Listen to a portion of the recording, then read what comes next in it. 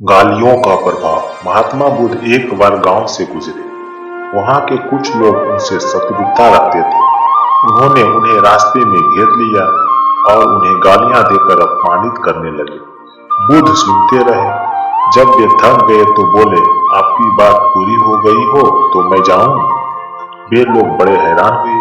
उन्होंने कहा, हमने तो तुम्हें गालियां दी, तुम क्रोध क्यों नहीं करते?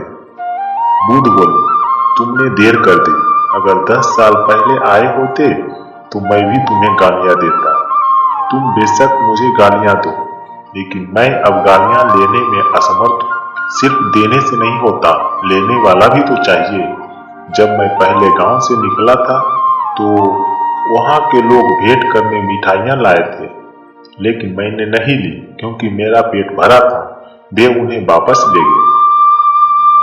बुद्ध ने थोड़ा रुककर कहा, जो लोग मिठाई ले गए उन्होंने मिठाइयों का क्या किया होगा?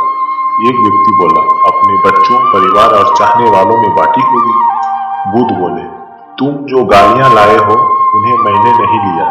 क्या तुम इन्हें भी अपने परिवार और चाहने वालों में बांटोगे?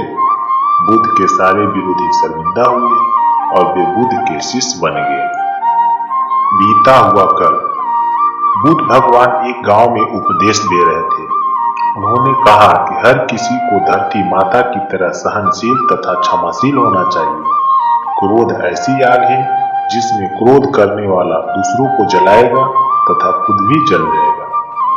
सभा में सभी शांति से बुद्ध की वाणी सुन रहे थे, लेकिन वहां स्वभाव से ही अति क्रोधी एक ऐसा व्यक्ति भी बैठा था जिसे ये सारी बातें बेतुकी लग रही थी।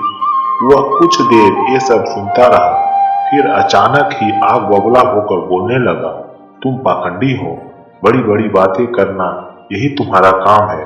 तुम लोगों को भ्रमित कर रहे हो। तुम्हारी ये बातें आज के समय में कोई मायने नहीं रखती। ऐसे कई कटु वचनों सुनकर भी बुद्ध शांत रहे। अपनी बातों से ना तो वह दुखी हुए, ना ही कोई प्रतिक्रिया की। यह देखकर वह व्यक्ति और भी क्रोधित हो गया। उसने बुद्ध के मुंह पर थूक कर वहां से चला गया।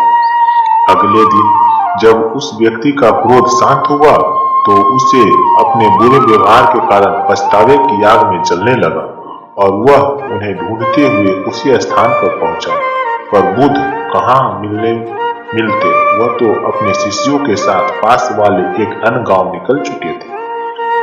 व्यक्ति ने बुद्ध के बारे में लोगों से पूछा और ढूंढते ढूंढते जहां बुद्ध प्रवचन दे रहे थे वहां पहुंच गया। उन्हें देखते ही वह उनके चरणों में गिर पड़ा और बोला, मुझे क्षमा कीजिए प्रभु। बुद्ध ने पूछा, कौन हो भाई, तुम्हें क्या हुआ है, क्यों क्षमा मांग रहे हो? उसने कहा, क्या आप भूल गए, मैं वही हूँ जिसने कल आपके साथ बहुत बुरा व्यवहार किया था। मैं शर्मिंदा हूँ। मैं मेरे दुष्ट आचरण की क्षमा याचना करने आया हूँ। भगवान बुद्ध ने प्रेम पूर्वक कहा, बीता हुआ कल तो मैं वहीं छोड़कर आ गया और तुम अभी भी वहीं अटके हुए हो। तुम्हें अपनी गलती का आभास हो गया, तुमने पश्चाताप कर लिया, तुम निर्मल हो चुके हो। अब तुम आज में प्रवेश करो। बुरी बातें तथा बुरी घटनाएं आगे करते रहने से वर्तमान और भविष्य दोनों बिगड़ जाते हैं। बीते हुए कल के कारण आज को मत बिगाड़ो। उस व्यक्ति का सारा बोझ उतर गया। उसने भगवान बुद्ध के चरणों में पकड़कर क्रोध त्याग कर तथा क्षमाशीलता का संकल्प लिया। बुद्ध ने उसके मस्तिष्क पर आशीष का हाथ रखा। उस दिन से उसमें परिवर्तन आ गया और उसके जीवन में सत्य, प्रेम व करुणा की धारा बहने लगी। मित्रों, बहुत बार हम भूत में की गई किसी गलती के बारे में सोचकर बार बार दुखी होते हैं और खुद को कोसते हैं। हमें ऐसा कभी नहीं करना चाहिए। गलती का बोध हो जाने पर हमें उसे कभी न दोहराने का संकल्प लेना चाहिए और एक नई ऊर्जा के साथ वर्तमान को दृढ़ता बनाना चाहिए।